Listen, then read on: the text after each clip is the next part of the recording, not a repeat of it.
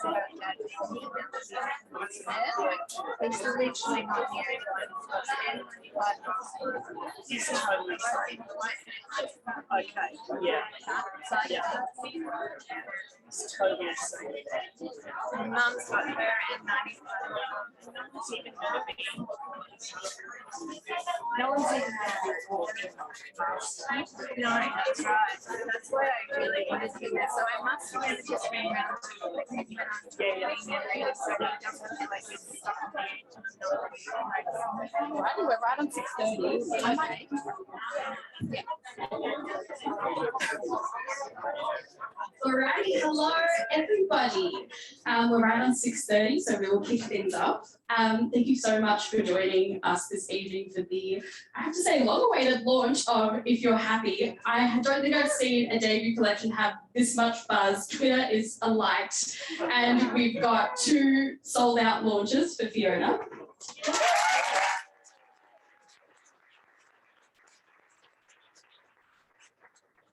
Before we begin, I would like to start by acknowledging the traditional owners of the land which we're currently on in Meanjin, as well as the lands of which everyone on Zoom is joining us as we're live streaming tonight across the country. I pay my respects to elders past, present, and emerging. Sovereignty has never been ceded. It always was and always will be Aboriginal land. I will just run through some brief housekeeping. Please, where possible, please keep your mask on unless you're drinking, of course. If you do need the bathroom, they're just out the gate here in the corner. At around 7:15 or 7:20, towards the close of the event, we will have time for a short Q&A. So if you have any questions, please save them until the end. And if you haven't already purchased If You're Happy, you can do so after the event inside. And for those of you on Zoom, our host will post a link where you can purchase it online. Afterwards, we will also have Fiona signing books just out here in the garden. And if you're watching from home and you would like your book signed as well, just give the shop a call at any time tonight and Chrissy will be able to organise that for you. And lastly, if you could just take a moment to pop your phones on silent as well, if you haven't already. Before we jump into things, I'd just like to pass the mic to the book's editor, Felicity Dunning, for some opening words. Please put your hands together for Felicity.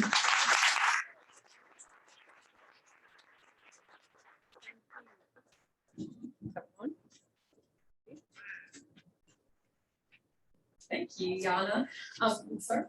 As Yana said, I'm Felicity and I am the very lucky UQP editor who got to work with Fiona to take If You're Happy from a manuscript to the stunning collection that we are here to celebrate and launch tonight.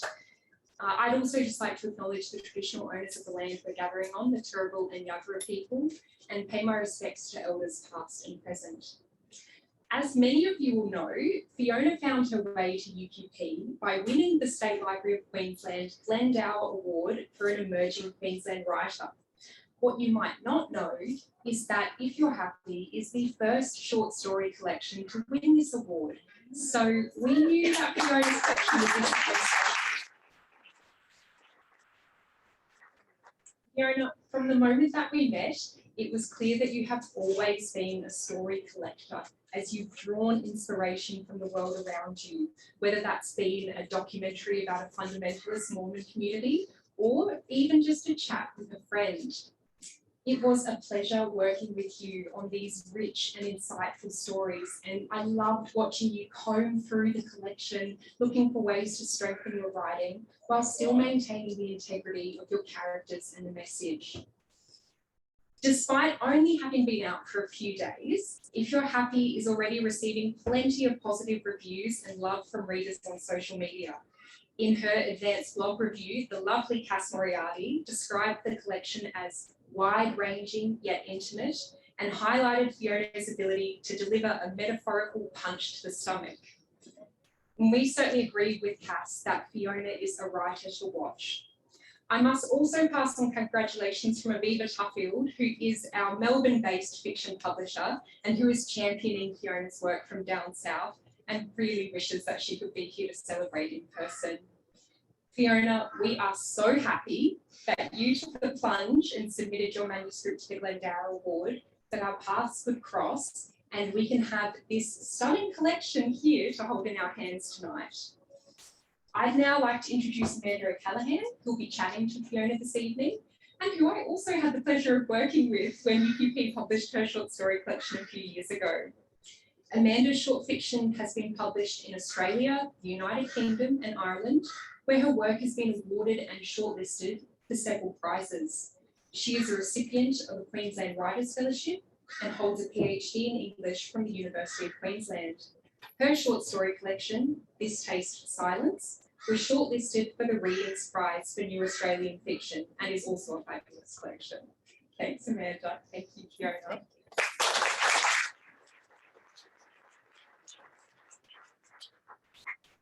Thank you so much for listening. Hello, everyone. Hello, Fiona.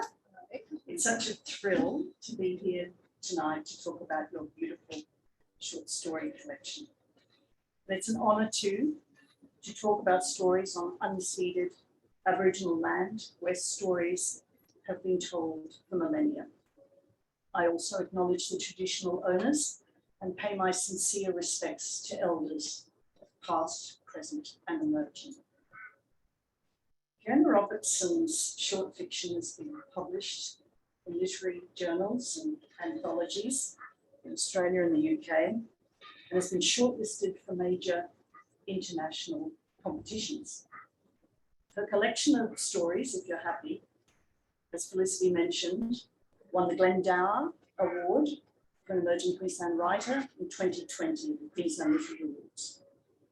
Fiona is not only a talented writer, she's also a doctor. She has a black belt in karate. You heard it here first. So I will be stepping very carefully as the night unfolds, and no sneaking out of Abbott without buying the book. Fiona lives in Brisbane with her husband and her children, and I'm delighted to introduce her to say a few words. Please make her very welcome.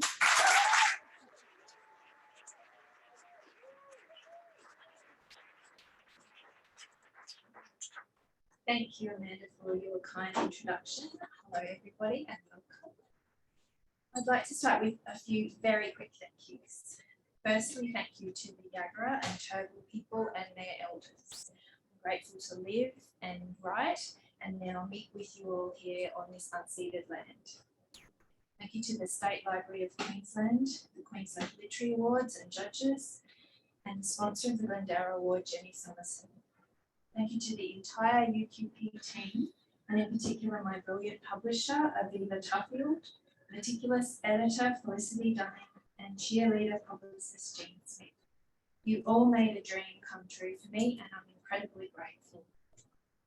Thank you so much to Avid Reader and staff for hosting not one but two events for If You're Happy, and for doing so much for Australian writers. Thank you to my wonderful friends and family, to my amazing writing group up the back, and now I'm distracted, and to the writing community in Brisbane and around Australia. You have supported me in so many ways to be here today. Thank you, Amanda, so much for being in conversation with me this evening. And don't forget, you can also purchase Amanda's stunning book of short stories, This Taste for Silence, at the counter. And thank you to anyone who reads If You're Happy. Having our words read is a true gift to any writer. And please read the acknowledgements in the book, as I have more extensive thank yous there. And now I believe I'm going to be grilled by Amanda. A very gentle grilling, I assure you. Fiona, your book is the product of an apparently unending pandemic, which has been difficult for so many, and it's hit the arts community very hard. Writers, booksellers, creative people of all kinds. They've all felt it. And here we have your book. It's sunshine yellow, and the title is If You're Happy. Would you like to talk about that for a moment? Are you the most optimistic person in Australia. Yes, I am. No, but well, the Sunshine Yellow, this beautiful bright cover comes from the very talented Josh Durham of Design by Committee. And the title comes from a story in the collection called If You're Happy, which is about a lonely middle-aged man who finds an abandoned toddler. And he tries to entertain the child by singing If You're Happy and You Know It, with clapping hands and bobbing knees. But I guess I also like the title because it seems to contain unanswered questions. I guess it creates doubt. Mm. Yes, the title breaks off, doesn't it, midway? It's if you're happy, what? You know, it doesn't explain itself in any way. It's a great title because it instantly suggests equivocation, doesn't it? It asks the question, what is happiness? And touches on how complicated it is. It isn't simplistic at all, and your book really reflects that. A lot of the characters in your book seem to be exploring that, living that question of what is happiness. Is that a fair comment? Yeah, I think that's true. I think there are, you know, most of them are unhappy in some way, whether small or large, but I think that comes from, you know, to me, the idea of a happy person who comes home to their happy partner and their delighted dogs greet them and they have a lovely evening. That's not very interesting to me. So I guess, you know, and it's not realistic either. So I think I like to poke at the sore spots in my characters, you know, their fears and their losses and their disappointments. Mm. You certainly do that. It's striking too that so many characters in your book are outsiders. Either they're on the outer, they really are on the outer, or they feel themselves that way. Yeah, that's true. I think that probably comes from me being a bit of a weird, emotional, sensitive kind of kid. I always felt like I was a little bit different. And then when we moved from Canada, where I was born, and came to Australia, that was heightened a little bit because I started at this school that was quite rough. And so I was teased a fair bit for being extremely pale, having a funny accent, using big words because I was a bit of a bookworm. So I didn't really find my crowd until I got to high school. And I think that feeling of being a bit on the outer never really leaves you. It sort of stays with you. And so my characters, I think, feel a little bit sidelined as well. And they're lonely. You capture beautifully the quiet burden of loneliness, the creeping weight of it, how it can shape a life. Yeah, there are a lot of lonely characters. I think writers in general like to write lonely characters, and I think you have quite a lot of lonely characters in your book, This Taste for Silence. Like in the first story, A Widow Snow, Maureen, the main character, she is quite lonely, and that leads her to get in quite a tricky situation. That's true. I guess I'm also deeply interested in loneliness. I think the pain of it is really underestimated in society. It's absolutely devastating, I think. That first story of mine, Maureen, she's a widow and she appears to be functioning fairly well on the surface. She's got this gigantic hole in her life, and it does make her vulnerable to unpleasant people. Speaking of gigantic holes, there's a story in your segue. Absolutely. There's a story in your book about a literal gigantic hole, a sinkhole. And would you like to talk about that? I love the delicate way you handle this story and how your character deals with her predicament. Thank you. So that story is about Vina, who is recently divorced, and her adult sons are overseas, and she feels very alone. And I think that she sort of is paralysed by her grief and her loneliness, and yeah, it leads her to not be able to do anything about this hole in her backyard, which is getting alarmingly large. Yes, it certainly is. You really feel a sense of isolation in that story.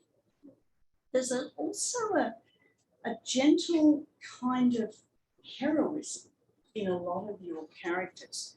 So many of the stories show the quiet courage involved in just negotiating ordinary life, all its losses and disappointments and failures.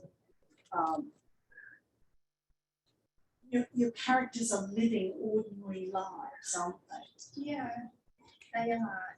And yeah, I like that I do think that they are living ordinary lives, but I do feel that they are heroic. Do you remember when we were talking about the book after you just read it and you said something about all your characters are ordinary people? And you're right, they are. They're not, rocket scientists or celebrities or royalty or anything like that.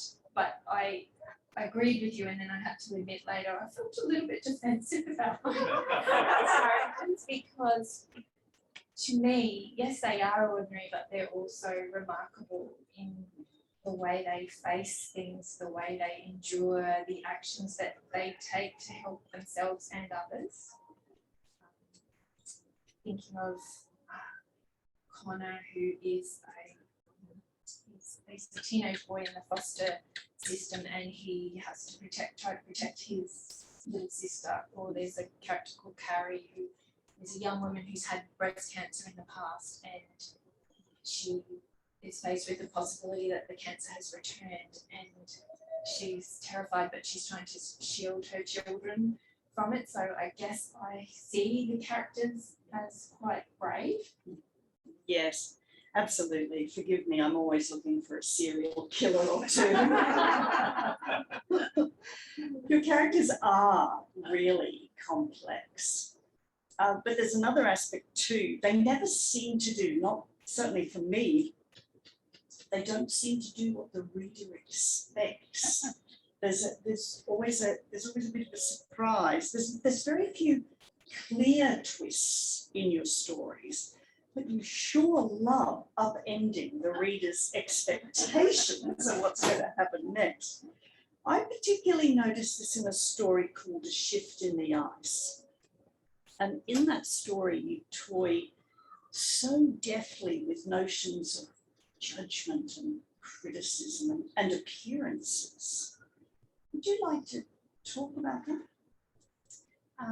Sure. Shift in the Ice is about, well, I started writing it just with these two characters in mind. Joseph, who's quite rude and irritable, and he's a young man from Sydney, and then the other character is Kimmy, who is an American woman who is quite annoying. So I started writing the story, not really liking the characters, but as the story deepened, I sort of got more and more compassion for the characters, and yeah, I guess I started to understand them and like them a bit more.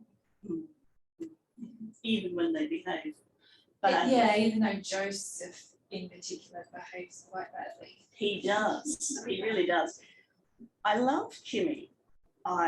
The other figure. I love her. I grew to love her. I was that judgmental reader, ready to snigger at her, I suppose. Would you like to read a short excerpt from that story, A Shift in the Ice? So the story is set in Iceland, and Joseph, who I mentioned, has travelled to Iceland to try to ease his grief at the recent loss of his husband. And he is staying at the same hotel as Kimmy, who is an American woman who he finds she's driving him crazy, basically. Joseph stepped from foot to foot, watching through the foyer windows for the minibus.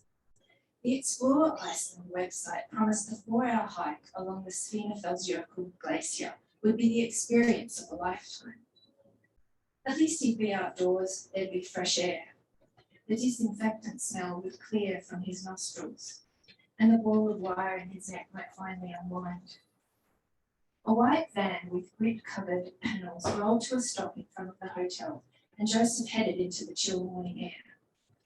"Wait for me!" Kimmy rushed up in a pink puffer vest, her cheeks bright with rouge and her mouth freshly painted since breakfast. Joseph froze, holding the door as she hustled by. "This is going to be awesome." She smiled as she hoisted herself into the bus, waving long-nailed fingers at the other passengers. "Hi, y'all. I'm Kimmy, and this is Joe." A few gave muted greetings, eyeing them both. A blonde woman next to the driver began to speak. "Hi, Kimmy. Hi, Joe. Welcome to the Glacier Quest Tour. I'm Berta, and I'll be your guide today." Her spiel had the plastic sound of repetition. "Take a seat, and we'll head up to the ice fields." Kimmy settled herself by a window, and Joseph surveyed his options. A seat beside Kimmy or next to a scowling teen. He edged in beside the American woman, careful not to touch any part of her, his leg propped in the aisle. "Well, this is cozy," Kimmy nudged him. He stared past her out the window. The summer tundra was a rich green dotted with tiny wildflowers. "Ain't it beautiful?" She pulled out a piece of gum, popped it in her mouth. He kept his gaze trained on the landscape as her large, inquisitive eyes swiveled his way. Berta's patter about the region kept Kimmy quiet until they reached the Explore Iceland hut at Skaftafell. "Well, I'm really excited. I've never seen a glacier. Never been outside Texas, truth be told." She followed Joseph from the minibus, lining up with the others as Berta passed out crampons. Kimmy sat down next to Joseph and they tried their spikes on for size. "How about you, Joe? You excited?" He kicked off his crampons and zipped up his wind cheater. It was a fine morning, but the breeze was cool. "Oh yeah," he muttered. "What's that?" Kimmy leant closer, her perfume wafting up his nose, pungent and sweet. Berta clapped her hands together and all chatter died away. "Here it is possible to see the effect of climate change. In just 20 years, the glacier has retreated 900 metres, so now we must walk further from the car park. We'll stop before the ice." The group followed her, crampons clinking like cutlery. Joseph fell in behind. A bird flitted past and the sun warmed his hair. The sparkling glacier lay just ahead, pouring down from mountain to valley. His irritation began to dissipate. This was what he had hoped for, to walk in another land, to forget himself, to forget everything. But not far in front, a pink figure waited.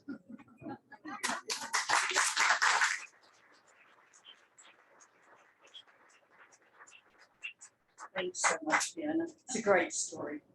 Thank you. Mirandi Ruo described your collection as tender and insightful. I'd certainly agree with that.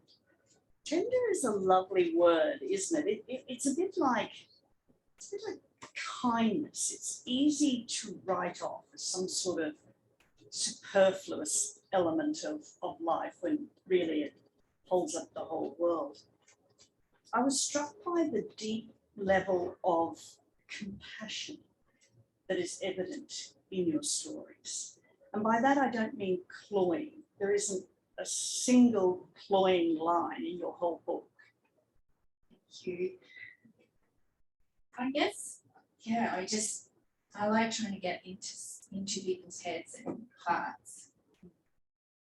Not sure if it comes from previous years working as a GP or maybe it just comes from being human. yeah, I like to try and figure people out, and I especially like to figure out people that are hard to like. Yes. Your protagonist in your story called Snowfall, which is set in a very icy Vancouver. There's an old man called Carl. He's not a very nice man at all. No, he's quite awful, really. He's intolerant, he is judgmental.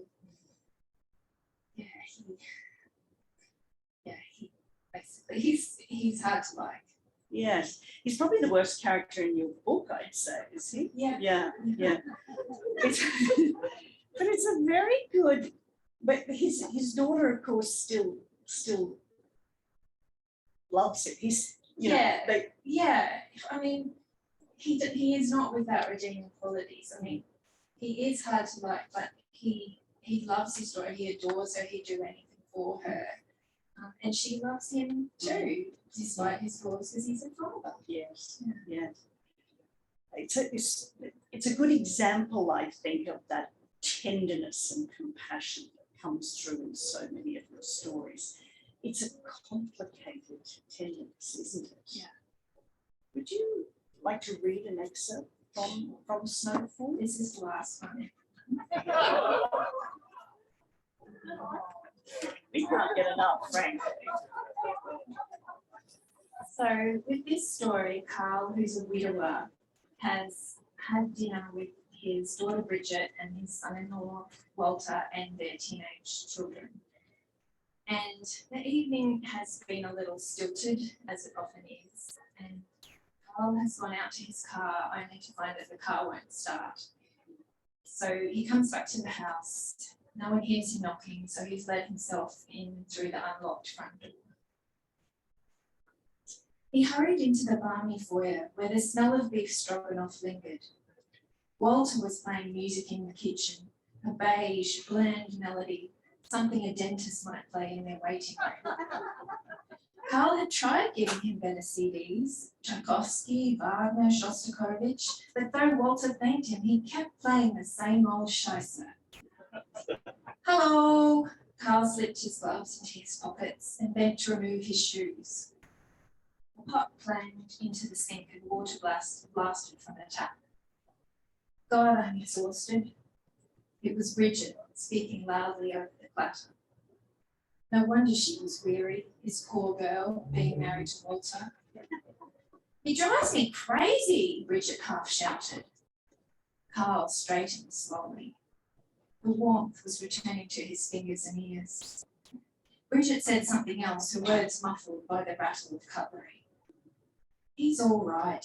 You just have to listen. That's all he wants.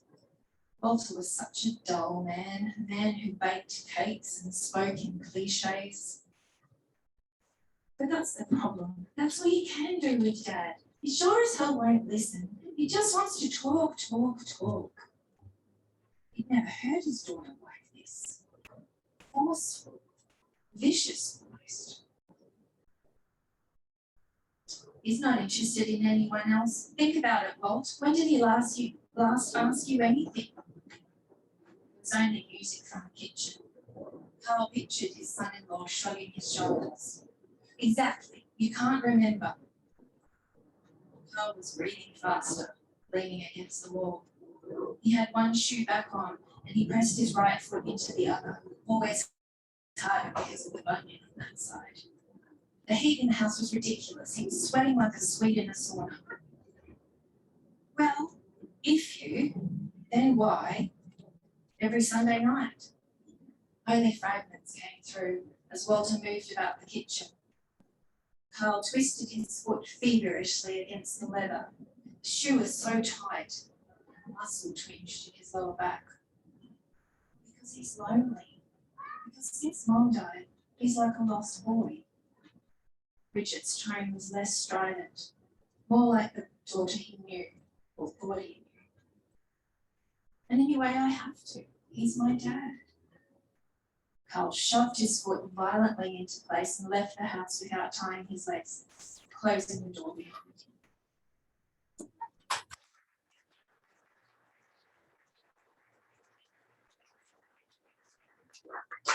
It's devastating for poor grumpy old Carl, isn't it, to learn the truth of how his daughter really feels about him. It's particularly poignant the way he's trying to pull his shoes on over his bunions and just get out of there.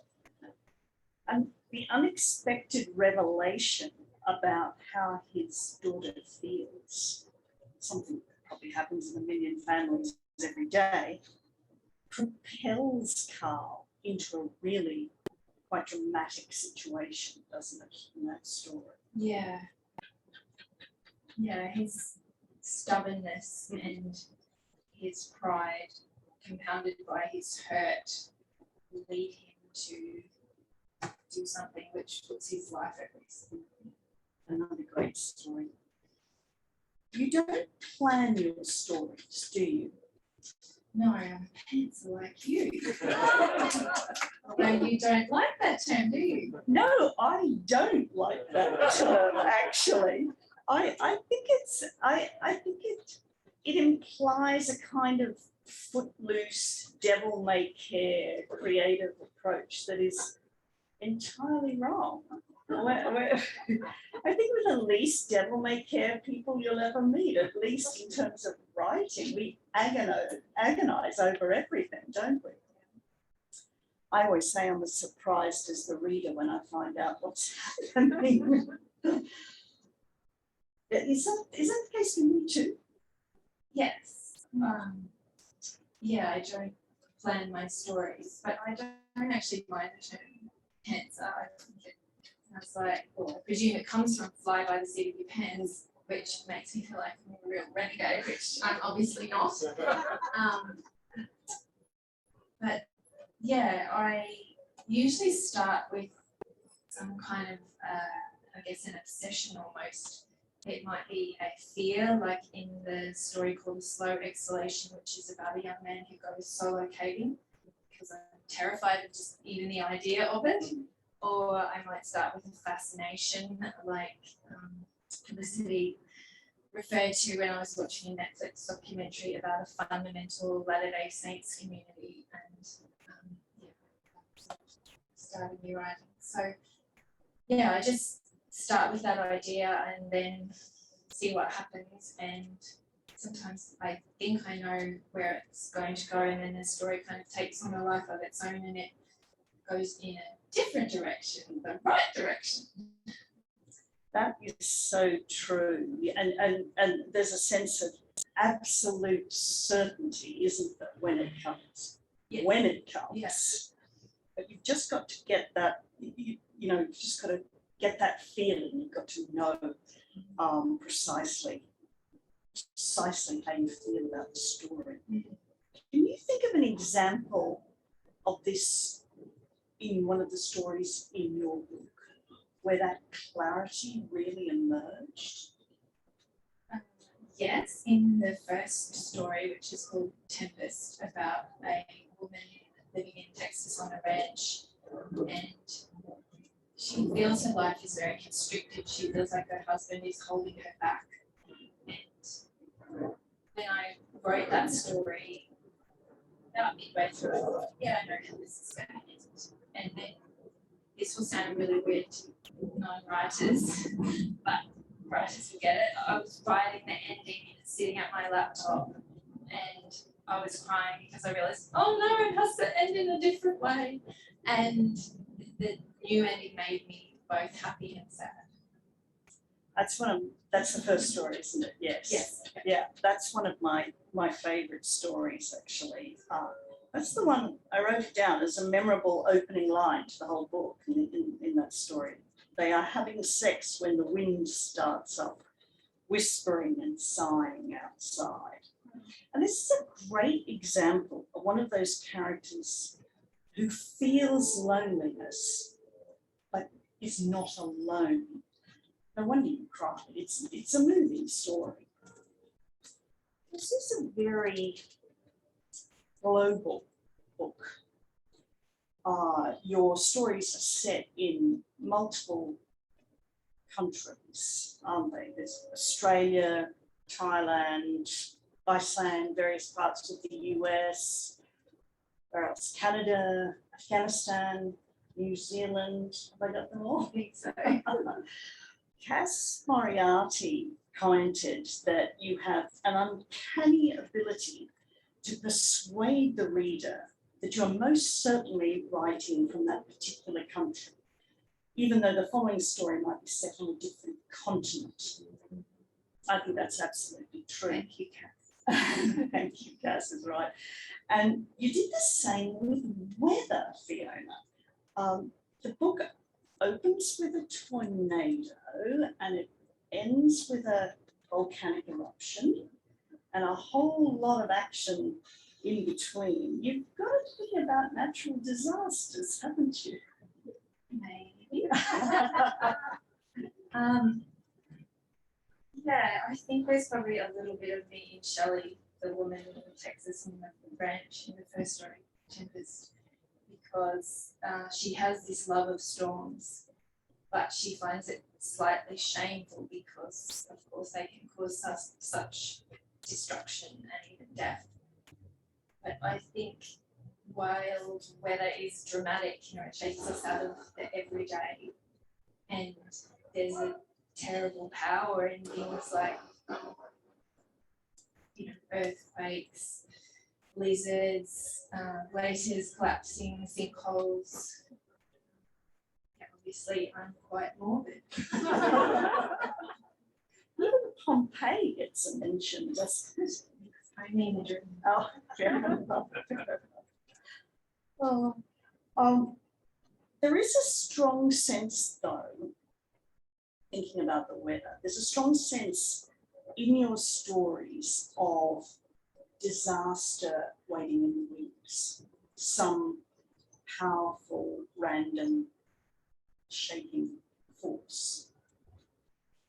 Yeah, I mean, I guess it's probably to do with the times in which we're living. I think there's a sense of impending disaster if we don't act to reduce climate change. And so the stories, I guess, have come to seem increasingly relevant, with things like extreme storms, volcanic eruptions, unbearable heat, extreme cold weather. Our planet's in upheaval. Yes, so very true.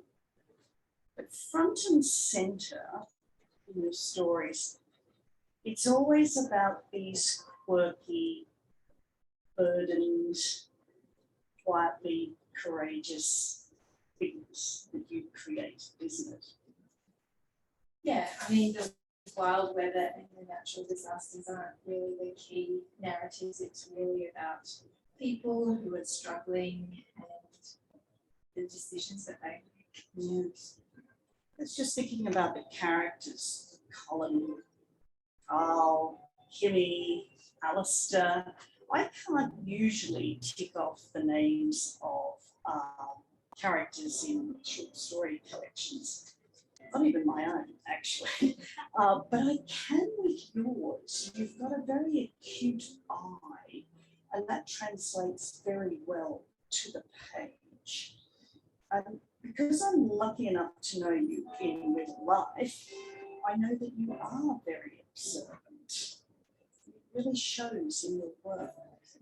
Thank you. I don't actually think I'm very observant. My family would say I'm not particularly observant in general, but I think with people, I like to think I am, I try to be, and I think all writers observe people, and I think you're like that as well, in this collection, you have this ability to perceive the smallest detail, like, just a gesture. Well, details are so important, aren't they? They can carry such a tremendous weight in a story, but you've got to get the detail right.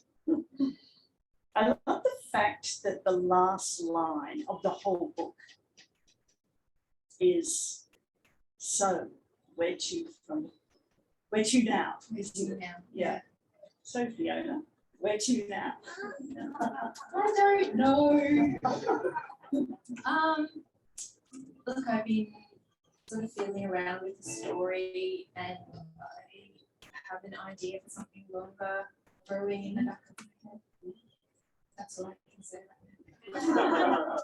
Isn't there some talk about an unreliable narrator somewhere along the line? Yeah, the story I get toying with.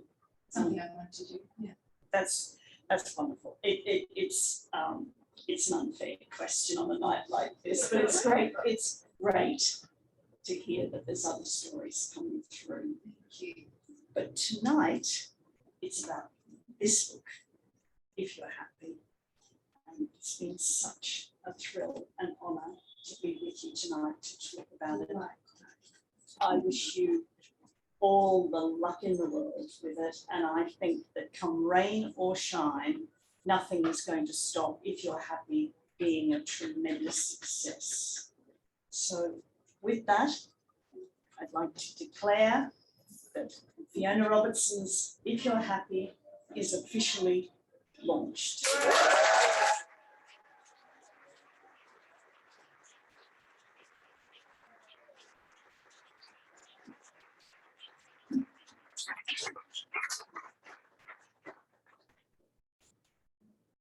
Now, as I mentioned in the beginning, we do have some time for questions. In the interest of COVID safety, I won't pass the microphone around, but feel free to pop your hand up if you have one for Fiona. Yes.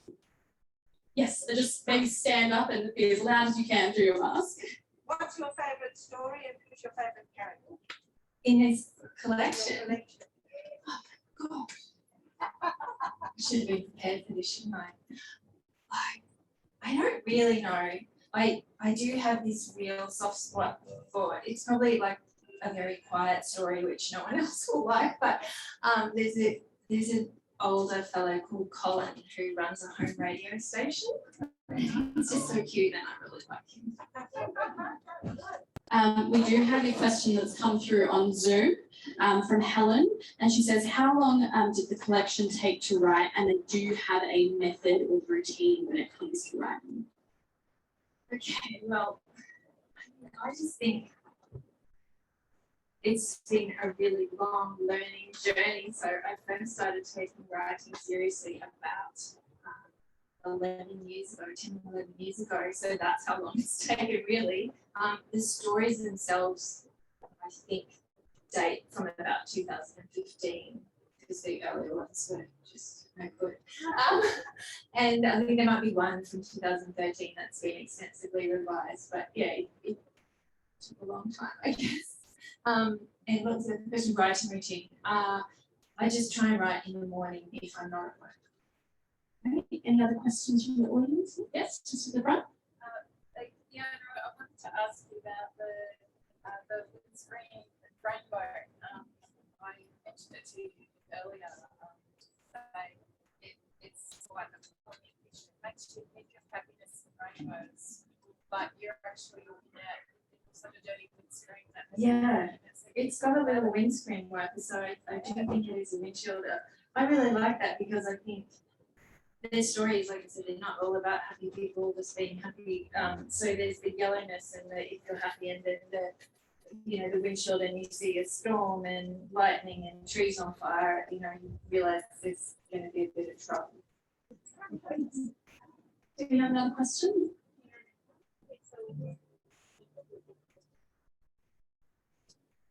This is a question from a GP. Sorry to argue that.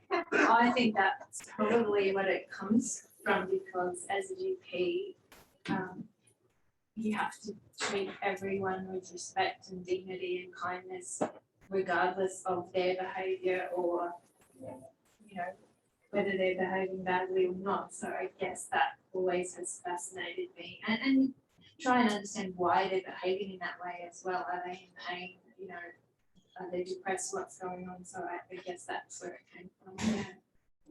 Thank you. We've had a question come through on Zoom that asks, what do you want your reader to take from the collection, or how do you think you want it to leave them?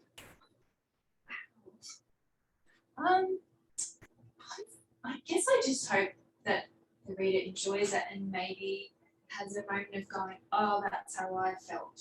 You know, I can relate to that. That's how I felt. Is there another one? Yeah. I'm always absolutely like kind of obsessed with like short. Oh, really? Yeah, I'm in reverse. I'd rather have 100,000 words to play. It's fine. So sorry, it's what is it about the story that's not? I don't actually know. I think I just, when I started trying to write, that was an easy thing to complete. But you know, as you write short stories more and more, they take longer and longer to do. But I think it was just maybe I was looking for that gratification of finishing something and getting it to a decent standard, as opposed to the idea of a longer work, which I know can literally take years. So, Off the back of that question, I wonder, was there any story that you felt, oh, I wish I could go further into this story, and you felt you had to restrain yourself to keep it to the format?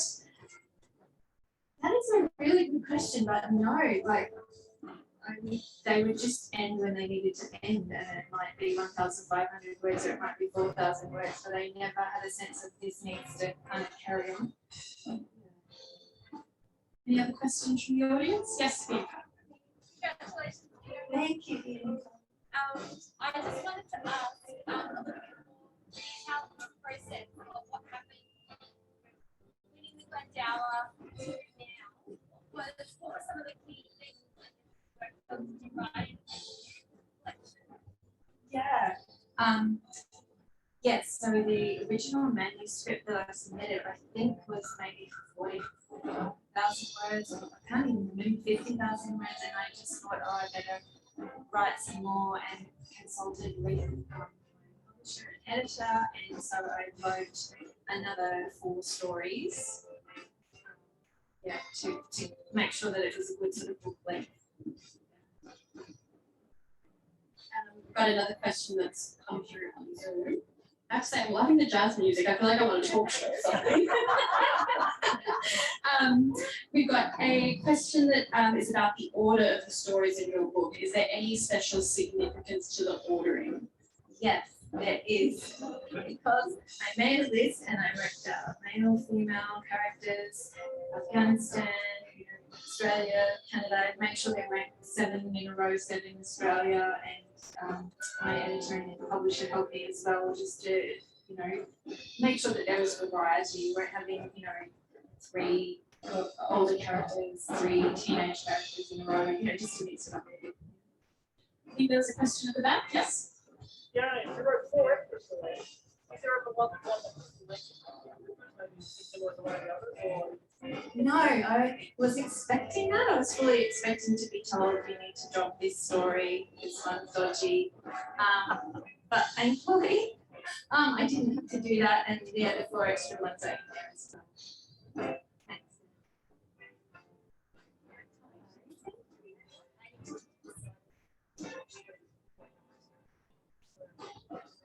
I think I was about 5 years old. Sorry, if anyone didn't hear the question, at what age did I decide I wanted to be a writer? Yes, I used to keep these diaries that were really fascinating, like today I made a salami sandwich for lunch. But then, of course, life gets in the way. You go to high school, no one goes, you should be a writer. So, but I don't regret, taking a more traditional career path now and not being broke. We've got a question on Zoom that's from Fiona, and it said, how important is a writing group when setting out to be a writer? Well, I think there's widely varying opinions on this, and I think some writing groups can be unhelpful. I unfortunately haven't experienced that. So for me, my writing group is just amazing. I learn from when I submit to them, but I also learn when they submit and I read their work. So to me, it's been absolutely vital. Is there another question? Yes, sir. Yeah. Congratulations. I'd just like to know what some of the biggest challenges throughout the process, either transitioning careers to writing or just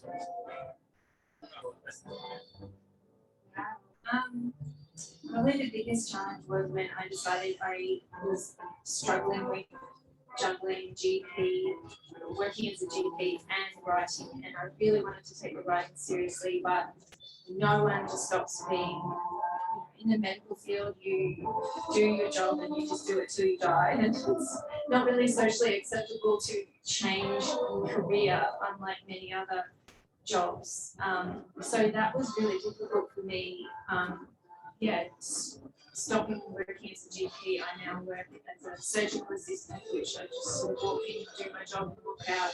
But when I first left work as a GP, I had a bit of an identity crisis and had a pretty rough year or so. Thank you. Another question?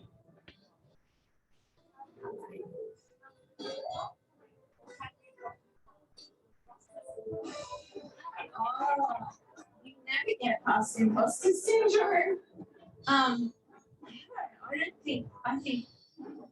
don't know, I can't speak for all writers, but I think it is, you know, certainly even from what I've heard from other writers, even if you've written a book and then you go, right, on to the next book and you try and write, you go, oh, this is so bad, I can't write, I'm terrible, why did I think I could do this? So I don't know if it ever goes away. Maybe there are some writers who are supremely confident, but that's not me. We've got another question come through online. Liz says, your stories are so varied. Do you research extensively or do you just know a lot? I don't know a lot, and the embarrassing thing is that when I research, as soon as I've got all the details I need for the story, I forget everything else that I just researched. So, but I do research a lot. I think that is probably a big lesson that I've learned along the way. So I used to just write stories and try and sort of make it believable. But I think if you do a lot of research, that really does infuse the stories with the sense that it's all true and real, even when it's not. Yeah. Any other questions from the audience tonight?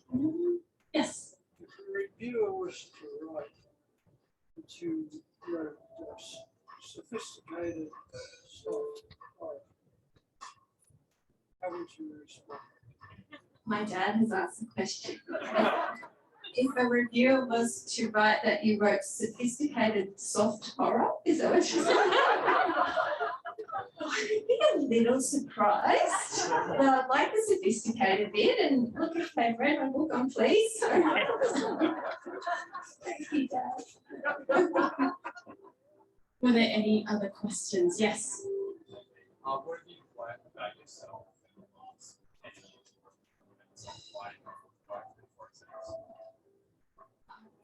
It probably comes back to the change of job, and I've learned that I am not my job, I guess. So not to entwine my self-respect or sense of identity with my job is probably the biggest thing that I've actually learned. Final call. Yes, at the back. Oh, hello. You said cold was one of your favorite. Yes.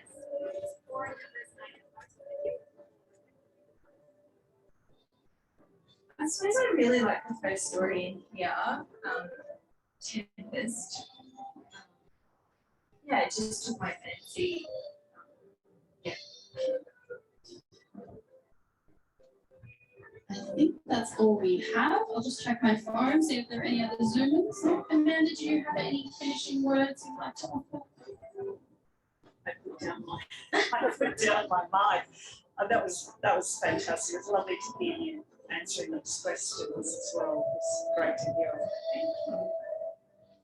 It's just marvelous. That's all I'm going to add. An incredible launch, as you said, officially launched into the world.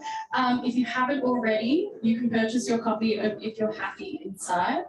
I really do feel like a talk show. That's right. You get a copy. You get a copy. Go under your chair. If you could all put your hands together one more time.